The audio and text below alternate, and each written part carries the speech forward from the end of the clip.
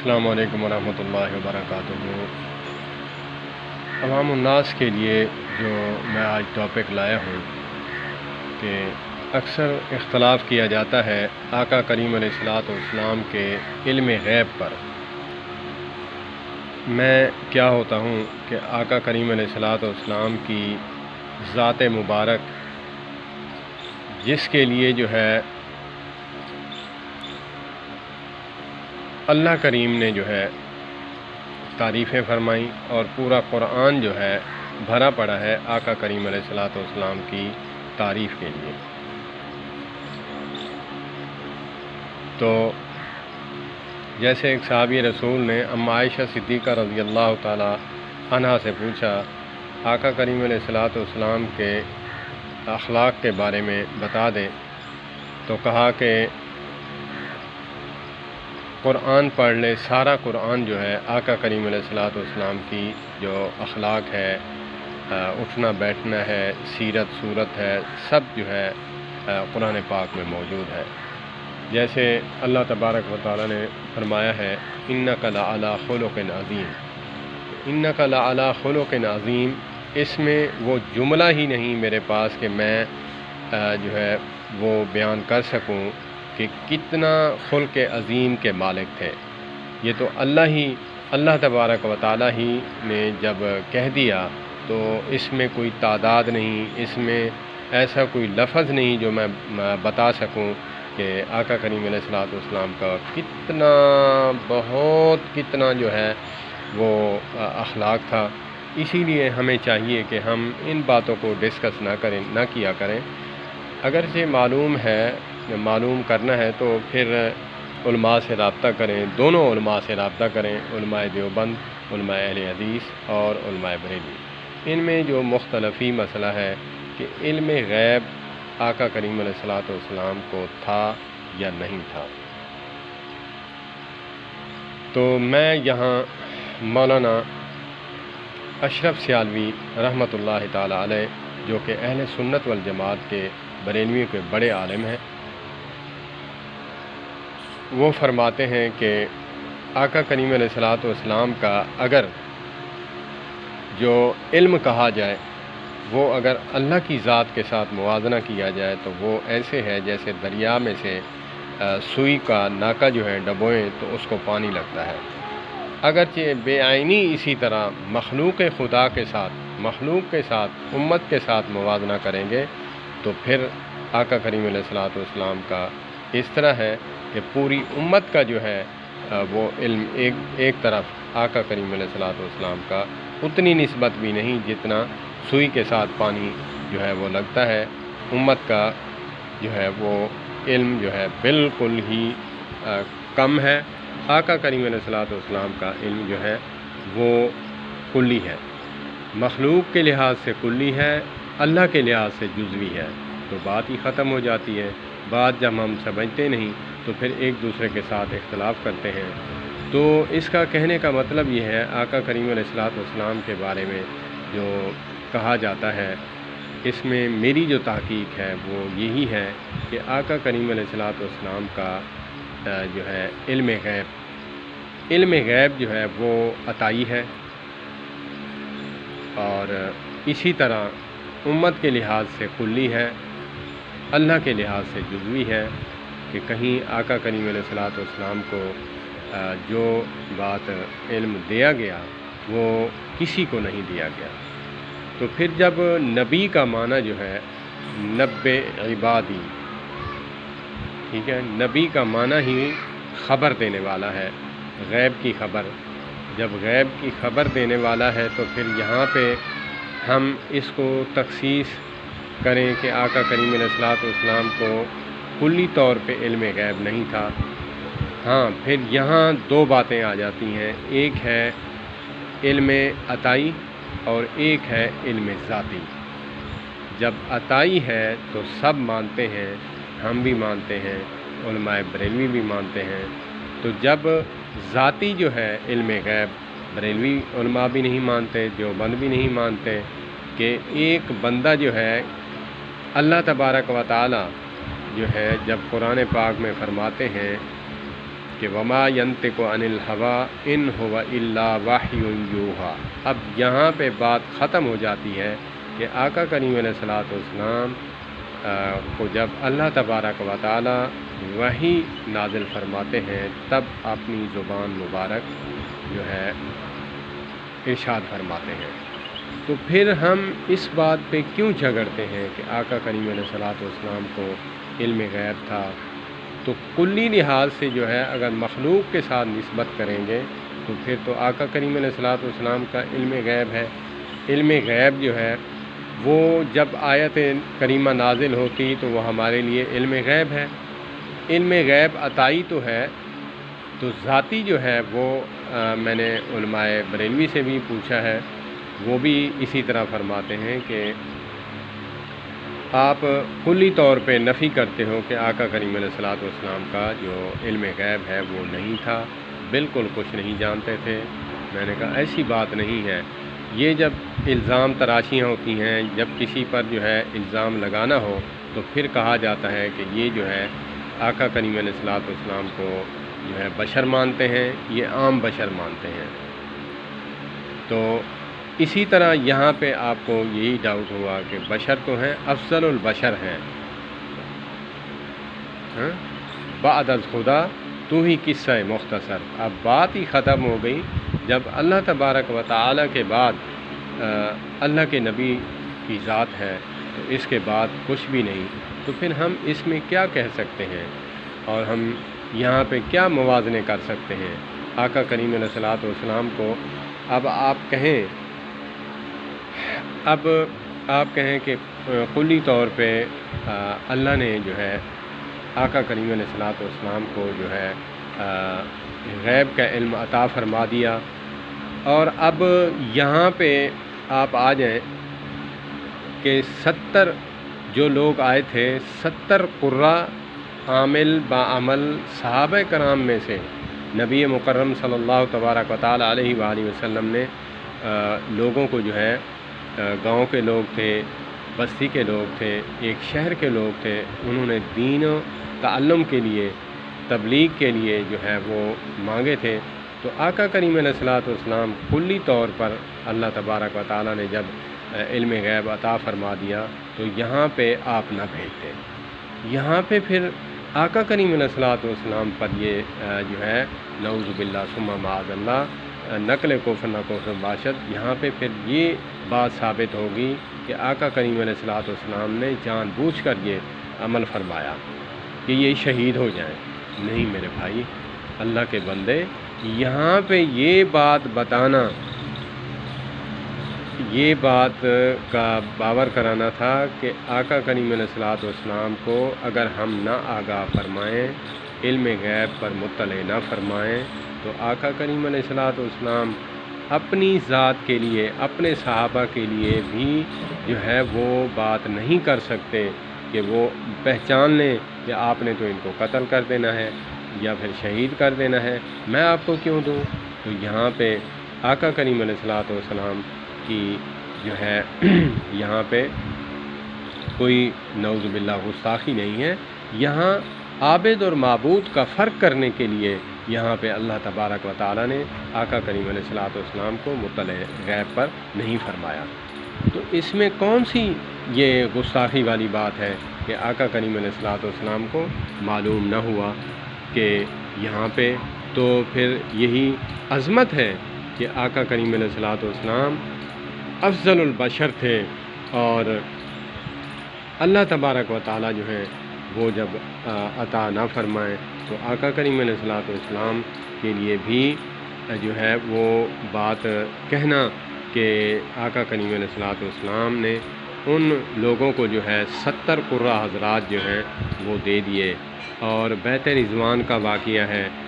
اسی طرح بیت رضوان کا واقعہ ہے کہ جب قرآن پاک میں موجود ہے، جب آقا کریم علیہ الصلوۃ والسلام نے حضرت عثمان رضی اللہ تعالیٰ عنہ کو بھیجا، تب جو ہے کفار مکہ نے اور مشرکین نے یہ افواہ پھیلا دی بندے بھیج کر، نمائندے بھیج کر کہ حضرت عثمان قتل ہو گئے ہیں، معاذ اللہ شہید ہو گئے ہیں، نعوذ باللہ شہید کر دیے گئے ہیں، شہید ہوئے نہیں تھے۔ تو آقا کریم علیہ الصلوۃ والسلام کو اللہ تبارک و تعالیٰ نے مطلع نہیں فرمایا، تو یہاں پہ جو ہے پھر یہاں مطلع فرما دیا کہ آقا کریم علیہ الصلوۃ والسلام نے کو مطلع نہیں فرمایا کہ جو ہے حضرت عثمان جو ہیں وہ شہید نہیں ہوئے، آپ جو ہے بیعت نہ لیں۔ تو آقا کریم علیہ الصلوۃ والسلام نے بیعت لی۔ بیعت لینے کے بعد پھر جو ہے اللہ تبارک و تعالیٰ نے فرمایا کہ ید اللہ فوق ایدیہم، کہ اے محمد صلی اللہ علیہ وآلہ وسلم، نیچے صحابہ کے ہاتھ ہیں، پہلے آپ کا ہاتھ ہے، پھر جو ہے صحابہ کے ہاتھ ہیں، پھر آپ صلی اللہ تبارک و تعالیٰ علیہ وآلہ وسلم کا ہاتھ مبارک ہے، پھر اس کے اوپر میرا ہاتھ ہے۔ تو یہاں بیعت فرمانے کا جو مطلب ہے یہ یہی ہے کہ اللہ پاک دکھانا چاہتے ہیں کہ عابد کون ہے، معبود کون ہے۔ تو تب جو ہے یہاں صحابہ کی عظمت کو بھی واضح کرنا تھا کہ صحابہ نے جو کم و بیش 1400 صحابہ تھے، علماء فرماتے ہیں، تو ان کے لیے بھی اور حضرت عثمان رضی اللہ تعالیٰ عنہ کی عظمت کو اجاگر کرنے کے لیے اللہ پاک نے بیعت کا یہ سلسلہ فرمایا۔ تو یہاں پہ ہم غور کریں اور اب آ جاتے ہیں کہ جب آقا کریم علیہ الصلوۃ والسلام معراج کی رات وہاں تشریف لے گئے تو کفار مکہ نے یہ سوال کیا کہ اگر آپ جو ہے بیت المقدس کی سیر کر کے آئے ہیں، آپ ہمیں بتائیں بیت المقدس اور اقصی مسجد ان کے جو دروازے ہیں یا پھر جو چھت کی جو کڑیاں وغیرہ ہیں لکڑ کی تھیں یا کھجور کی تھیں یا جس چیز کی بھی تھیں، تو واللہ عالم، تو یہ آپ بتا دیں کھڑکیاں دروازے۔ تو آقا کریم علیہ الصلوۃ والسلام کو اللہ تبارک و تعالیٰ نے عطا فرمایا علم غیب اور مطلع فرما دیا۔ یہاں پہ کفار جو ہیں وہ عاجز ہو گئے اور آقا کریم علیہ الصلوۃ والسلام کو بتا دیا گیا کہ یہ اتنا بندہ کوئی نماز پڑھنے جاتا ہے، کوئی دروازے اور کھڑکیاں تو نہیں گننے جاتا، لیکن آقا کریم علیہ الصلوۃ والسلام کو اللہ تبارک و تعالیٰ نے غیب پر مطلع فرما دیا۔ اسی طرح آقا کریم علیہ الصلوۃ والسلام کے پاس جب ایک شخص آیا اپنے والد کی شکایت لے کر، تو پھر وہاں پہنچتے ہی آقا کریم علیہ الصلوۃ والسلام نے سوال کیا کہ تم نے جو دل میں باتیں کہی ہیں وہ مجھے سناؤ۔ کہا کہ آپ کا رب جو ہے علیم بذات صدور ہے، میں نے تو دل میں کہی تھی، میرے کان نے بھی مشکل سے سنی تھی۔ آپ کا اللہ جو ہے اتنا علیم بذات صدور ہے کہ اس نے بھی سن لیا اور آپ کو بھی مطلع فرما دیا۔ بھائی میرے، آقا کریم علیہ الصلوۃ والسلام کا مقام ہے، بہت بڑا مقام ہے۔ آقا کریم علیہ الصلوۃ والسلام کو آقا کریم علیہ الصلوۃ والسلام کو بشر کہنے میں کوئی گستاخی نہیں ہے۔ اگر قرآن پاک میں ہے کہ جب جنس مخلوق جو ہے جنس انسانوں کی ہوگی تو پھر انہی میں پیغمبر بھی انسان ہی آتے ہیں، بشر ہی آتے ہیں، تو وہ جب بیٹھنا اٹھنا انسانوں کی طرح کریں گے تب ہمارے لیے اسوہ حسنہ بنے گا۔ ہاں، یہاں پہ جو ہے بات میں واضح کرتا چلوں، علماء کرام فرماتے ہیں کہ آقا کریم علیہ الصلوۃ والسلام کا جو علم ہے وہ نور ہے، آقا کریم علیہ الصلوۃ والسلام کی ذات بھی نور ہے،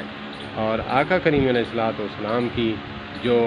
صفات ہیں وہ نور ہیں اور ذاتی لحاظ سے افضل البشر ہیں۔ اگر بشر نہ ہوتے تو ہمیں اسوہ حسنہ کہاں سے ملتا؟ تو اسی طرح ہمیں کمالات کو دیکھتے ہوئے ہم افضل البشر مانتے ہوئے آقا کریم علیہ الصلوۃ والسلام کی عظمت کو مانتے ہوئے، جیسے جہاں پہ ایک جگہ پہ فرمایا آقا کریم علیہ الصلوۃ والسلام نے کہ قل انما انا بشر مثلکم، جب لوگوں نے اعتراض کیا کہ ہم نبی کے برابر کیسے جو ہے عمل کر سکتے ہیں، یہاں فرمایا کہ میں بھی کھاتا ہوں، میں بھی پیتا ہوں، میں بھی انسان ہوں آپ کی طرح، آپ کیوں نہیں کرتے؟ آپ کوشش کر کے دیکھیں۔ تو پھر جب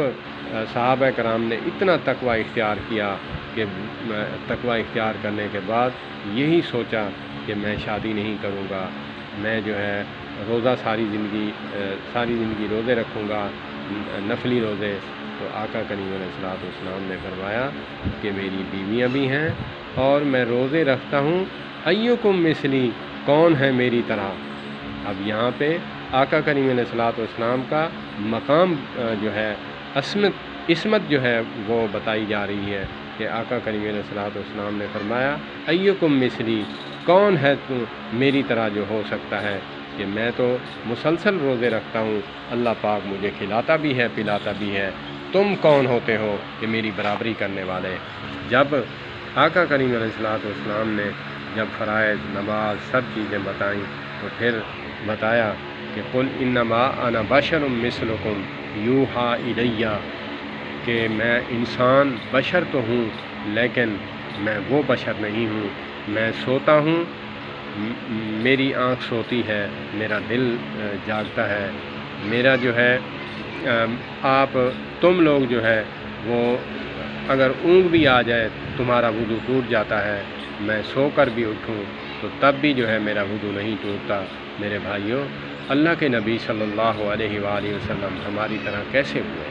ہاں، ہم یہ کہہ سکتے ہیں جیسے انسانوں کے اعضاء تھے ویسے تو تھے، لیکن بے مثل اور بے مثال تھے۔ آقا کریم علیہ الصلوۃ والسلام فرشتے ہوتے تو جو ہے ہمارے لیے نمونہ کیسے بنتے؟ شادیاں کی اور ماں باپ بھی ہیں، اٹھنا بیٹھنا، تقاضا ہے، قضائے حاجت ہے، بیت الخلاء میں جانا ہے، یہ سب ہمارے لیے بننا تھا۔ اور یہ علماء کرام فرماتے ہیں کہ آقا کریم علیہ الصلوۃ والسلام کا جو نور ہے وہ نور ایسا ہے کہ آقا کریم علیہ الصلوۃ والسلام کا جو عمل ہے، وہ جو ان کی صفات ہیں، وہ جو ان کا علم ہے، وہ تو نور ہے، اور ذات کے لحاظ سے آپ صلی اللہ تبارک و تعالی علیہ وآلہ وسلم جو ہیں وہ بشر ہیں، افضل البشر ہیں، وہ ہماری طرح کس طرح ہو سکتے ہیں؟ تو اسی طرح ہم ایک دوسرے سے اختلاف نہ کیا کریں، ہم علماء سے پوچھیں، ہم علماء کے پیچھے چلیں، علماء کو اپنا عقل بھی جو ہے تھوڑا استعمال کرنا چاہیے۔ کون بدبخت ہو سکتا ہے کہ کون کہتا ہے کہ آقا کریم علیہ الصلوۃ والسلام جو ہے وہ ایک عام انسان کی طرح ہے؟ انسان اور بشر تو ہیں لیکن عام انسان اور بشر نہیں ہیں۔ تو ہمیں سوچنا چاہیے کسی پر الزام لگانے سے پہلے، تو اسی لیے ہمیں چاہیے کہ ہم ان باتوں کو ذرا سوچ کر غور و فکر کر کے آقا کریم علیہ الصلوۃ والسلام کے بارے میں جو بات بھی کہنی ہے سوچ سمجھ کر کہنی ہے۔ ہم آقا کریم علیہ الصلوۃ والسلام کے امتی ہیں، تو اسی طرح جیسے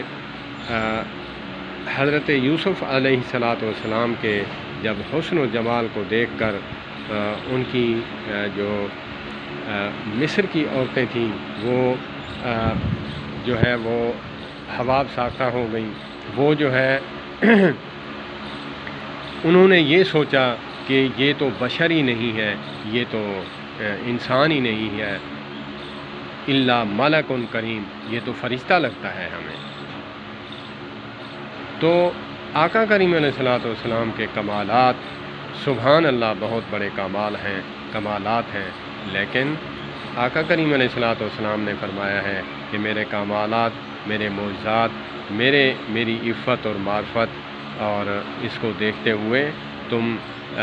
حضرت عیسیٰ علیہ الصلوۃ والسلام کے امتیوں کی طرح غلم میں نہ پڑ جانا، اتنی تعریف نہ کرنا کہ غلم میں پڑ جانا، کہ لوگوں کو جو ہے یہ بات جو ہے باور ہو جائے کہ یہ جو ہے اللہ کے نعوذ باللہ بیٹے ہیں یا پھر یہ انسان ہی نہیں ہیں۔ تو اسی طرح جیسے جو ہے انہوں نے غلب میں کام لیا تھا، تم نے بھی غلب سے بچنا ہے۔ میری تعریف تو ہے، اللہ پاک نے اپنے نام کے ساتھ میرا نام بلند کیا ہے، لیکن میں عابد ہوں، وہ معبود ہے، میں عاجز ہوں، وہ کبریا ہے، وہ بے نیاز ہے۔ تو اسی لیے ہمیں چاہیے، آقا کریم علیہ الصلوۃ والسلام نے العجز و عجزی فرمایا کرتے تھے کہ میں عاجز ہوں اور میں فخر کرتا ہوں کہ جیسے اما عائشہ صدیقہ رضی اللہ تعالی عنہا سے نے آقا کریم علیہ الصلوۃ والسلام کو کہا تھا، عرض کی تھی، یا رسول اللہ فدا کا ابی و امی، آپ پر میرے ماں باپ قربان ہو، میں بھی قربان ہو جاؤں، آپ اتنی عبادت کیوں کرتے ہیں؟ عبادت تو وہ کرتا ہے جس کے گناہ ہوں، آپ کے تو نہ اگلے گناہ ہیں نہ پچھلے گناہ ہیں، آپ تو پاک پیدا کیے گئے ہیں۔ تو یہاں کیا جملہ فرمایا؟ عائشہ افلا اکون عبدن شکورا، تو یہاں بھی عبدن فرمایا، عبد، کیا میں اللہ کا شکر گزار بندہ نہ بنوں؟ میں بھی چاہتا ہوں کہ اللہ کا شکر ادا کروں۔ تو اسی طرح یہاں پہ ہم جو ہے جب آقا کریم علیہ الصلوۃ والسلام جب معراج کی طرف گئے تو پھر بھی جو ہے یہاں پہ عبد کا لفظ آیا ہے۔ تو اسی طرح کلمہ جو شہادت ہے اس میں بھی یہی ہے، اشہد ان لا الہ الا اللہ و اشہد ان محمد رسول اللہ و اشہد ان محمد عبدہ و رسولہ۔ تو آقا کریم علیہ الصلوۃ والسلام بشر تو ہیں، وہ ہماری طرح نہیں ہیں۔ ہم جیسے جو ہے ہم نیند کرتے ہیں تو آقا کریم علیہ الصلوۃ والسلام وضو کر کے نیند فرماتے، پھر آپ وضو نہ فرماتے۔ پھر صحابہ کرام نے سوال کیا، یا رسول اللہ صلی اللہ تبارک و تعالیٰ علیہ وآلہ وسلم، جیسے ہم اونگ کرتے ہیں یا پھر نیند کرتے ہیں تب ہمیں حکم ہے وضو دوبارہ کرو، تو آپ کے لیے کیا ہے؟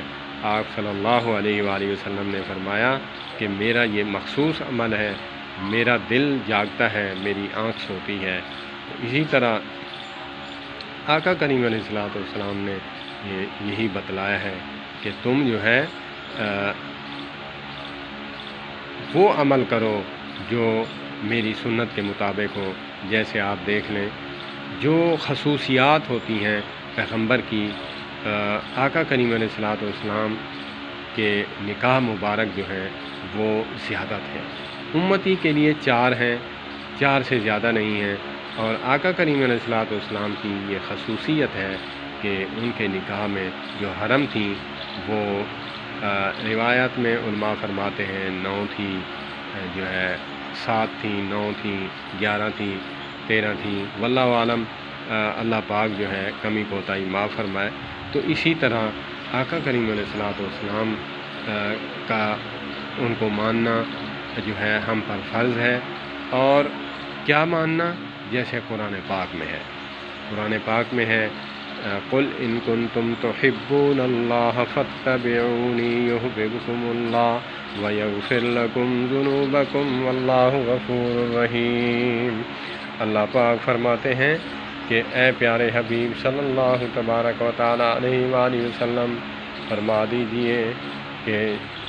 جو شخص مجھ سے محبت، مجھے محبوب بنانا چاہتا ہے تو وہ آپ کی اتباع کرے۔ پھر یہاں پہ اللہ تبارک و تعالیٰ نے یہ بتلا دیا ہے قیامت والے لوگوں تک کہ لوگ جو ہیں یہ نہ کہیں کہ معصوم پیغمبر کی جو ہے غیر معصوم جو ہے وہ کامل اتباع کیسے کر سکتا ہے۔ تو یہاں آگے وَيَغْفِرْ لَكُمْ ذُنُوبَكُمْ، یہاں پہ وَيَغْفِرْ لَكُمْ ذُنُوبَكُمْ یہ بتلا رہا ہے۔ علماء کرام فرماتے ہیں کہ 100% جو ہے وہ رزلٹ نہیں مانگا، اگرچہ کوشش کرنے کے بعد کمی کوتاہی رہ گئی تو اللہ پاک معاف فرمائیں گے۔ تو اسی طرح میں بار بار کہوں گا کہ ہمیں جو ہے عوام الناس کو جو ہے یہ خیال کرنا چاہیے کہ آقا کریم علیہ الصلوۃ والسلام کے بارے میں جو ہے ایسے نازیبہ الفاظ کہ آپ غیب نہیں جانتے تھے، کلی طور پر یہ کہنا غلط ہے۔ آقا کریم علیہ الصلوۃ والسلام کلی طور پر غیب جانتے تھے، یہ بھی ٹھیک بات نہیں ہے۔ جب اللہ تبارک و تعالیٰ نے جہاں جہاں آپ صلی اللہ تبارک و تعالیٰ، آپ دیکھ لیں کہ قرآن پاک سارا غیب ہے، سارا غیب ہے، تو پھر ہم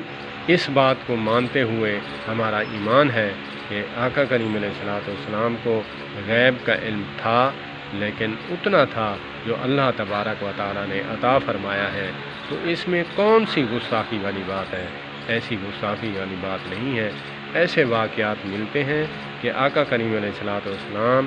کے بارے میں،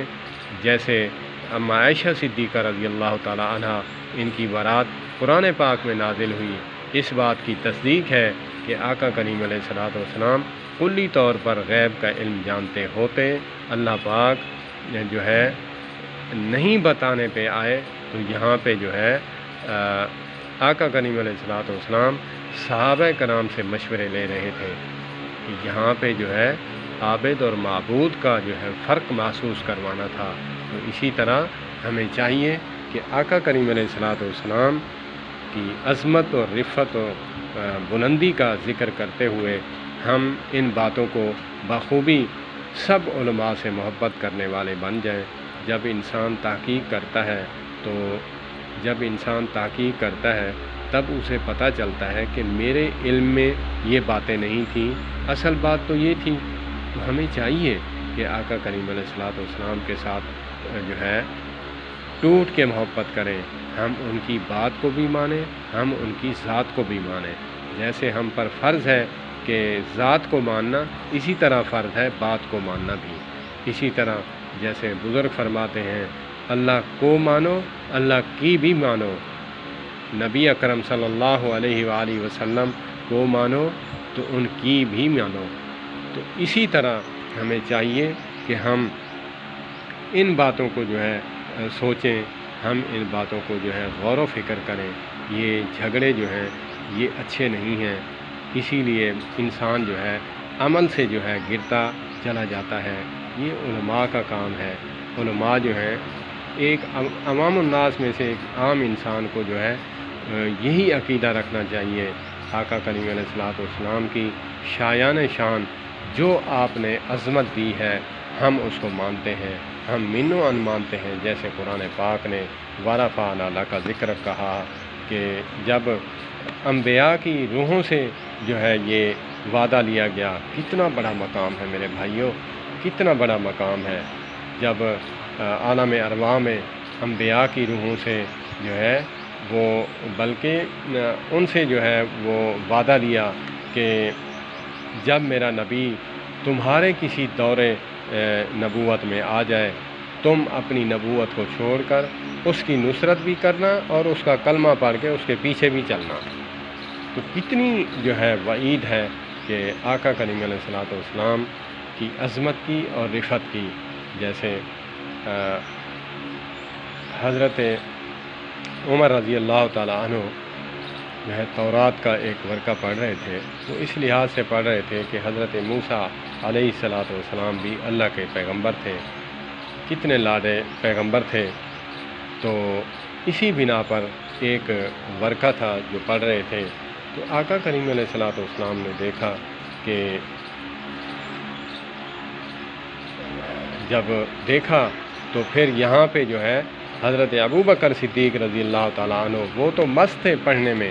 تو ان کی جو ہے محبت میں، تو پھر حضرت ابوبکر صدیق رضی اللہ تعالیٰ عنہ نے فرمایا اے عمر، آقا کریم علیہ الصلوۃ والسلام کے چہرہ انور کی طرف دیکھ کہ ان کا جو چہرہ ہے